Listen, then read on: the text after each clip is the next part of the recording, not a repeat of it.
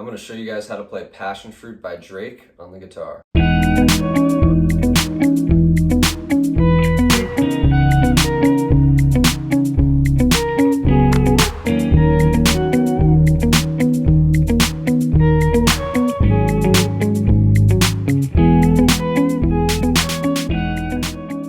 So the first thing to understand is the chord progression. We're in the key of G sharp minor, but we don't start on a G sharp minor, we're starting on an E major 7. So then we're going to C sharp minor 7, then D sharp minor 7, then G sharp minor 7, and then a quick E chord at the very end. And then it repeats. So there's this kind of constant like synth bass line going on throughout the whole thing. And essentially what that's going to be doing is outlining a lot of the notes in those chords. So over the first chord, E major 7, we're going to start on an E. So that's the first part there. It's just E, B, and C sharp, and back again. And I'm palm muting back here, and I'm picking this like down, up, up. The rest of it's going to follow the same rhythm. And the only thing we're switching over the next chord, which is C sharp minor 7, is we're switching the root. So instead of going E, B, C sharp, I'm going C sharp, B, C sharp. And then on the fourth one, instead of going back up, we're going to go. So that's 9th fret, 8th fret. And that's sort of a way to lead into the next chord, which is a D sharp minor. We have a B going to an A sharp. A sharp is the 5th of D sharp minor. So it's kind of preemptively leading to that D sharp minor chord. Then we're going to go straight to D sharp. So I'm playing it here on the 11th fret on the low E string. And then we're going to go back and forth between A sharp and B. So that's over the D sharp minor. Next chord is going to be the G sharp minor. We're going to come all the way down here. We're just going to do this one time. So that's G sharp, F sharp, G sharp, 4th fret on the low E string, 4th fret on the D string, and 6th fret on the D string. Then we're going to go. So that's 4th fret on the E string, 4th fret on the D string, and 4th fret on the A string. So that's like. And these are all just notes from a G sharp minor scale. And then lastly, we're going to go back up to E for the final E chord. And do the same pattern that we started with. In terms of the chords, you can play pretty much any voicing that fits the chords that I outlined for you earlier, but I found some voicings that pretty accurately represent the voicings that they're playing on the synth, or the keys. And that looks like this. So for the E major 7, we're going to play this here. For the C sharp minor 7, we're going to play this. For the D sharp minor 7, you can either do this here, which is a little stretchy, or maybe just these 3 notes. Then for the G sharp minor 7, the chord is actually kind of outlining a suspended 4 chord, so it looks like this. And then the final E at the end, it's not E major 7, it's just a straight up E chord. So it sounds like just kind of an E triad like that.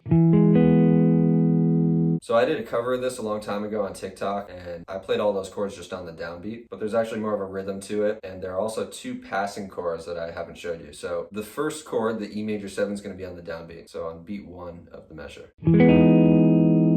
And then there's going to be a very, very quick, kind of hard to hear chord that you can play, you don't have to play it. It's sort of like a passing chord going to the C sharp minor. It's sort of like playing a quick D sharp minor. But I'm just going to play these 2 notes out of it because it's easier and it's sort of like such a quick thing that it's almost just for the feeling. So I'm going to play these 2 notes that are included in a D sharp minor. So it's going to be like. And that move there, that's very quick. So you can totally ignore that passing chord if you want. I don't think it's super necessary. I just thought I'd include it because it seems to be what they're playing. So over this C sharp minor, you could call this another sort of C sharp minor chord or a passing chord, but they're going to do this. When you look at those notes, it's kind of like a C sharp suspended 4. It's like the 1, the 4, and the flat 7. That's going to go right before the D sharp minor 7 there. This can be kind of a tough move going here to there. So you could use that smaller D sharp minor 7. And then we're going to land on the. So the rhythm of those, the E major 7 we talked about, is just going to be on the downbeat on beat 1. Then the C sharp minor is going to be on the off beat, on the end of 4. On beat 4, if you want to include that little passing chord, you can, because then it'll go 1, 2, 3, 4. Then the rhythm of these two. This one here is going to be on beat 3. 1, 2, 3, 4. 1, 2, 3, 4.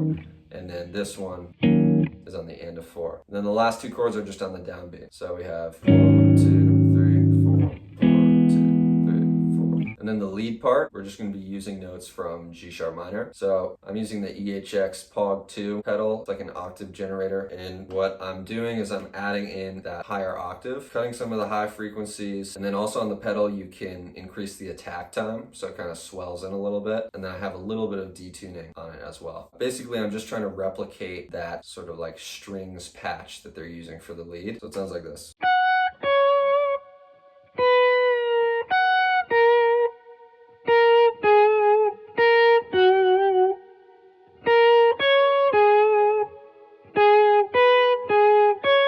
So we're starting on the 14th fret on the high E string, which is an F sharp, and the 14th fret on the B string, which is C sharp. You can think in this area, I'm kind of thinking of this position here. So there's a G sharp minor bar chord. I'm kind of thinking of all my notes in that area. So after those first two notes, I'm going to pre-bend the 11th fret on the B string to the 12th fret. So it's like going, I'm going to pre-bend it, so it's going to go. And kind of slowly bend it down, and then back to that first F sharp again, and then to the A sharp here. And we're gonna go. So just A sharp, G sharp, and then so that's just 11th fret on both the B string and the G string, A sharp and F sharp. And we're gonna go. So that's 11th and 14th on the B string, 13th fret on the G string, and then we got G sharp, B, G sharp, C sharp. So that's 13th fret on the G string, 12th fret on the B string, back to 13th fret, and then 14th fret on the B string. And that's basically it. So I have a cover of this on my channel. Basically, I just layered all those parts, and then I played the melody. The melody just uses notes from that same G sharp minor scale. And yeah, so I hope that helped. Go check out the cover for reference. Leave a comment, like, subscribe. Thanks for watching.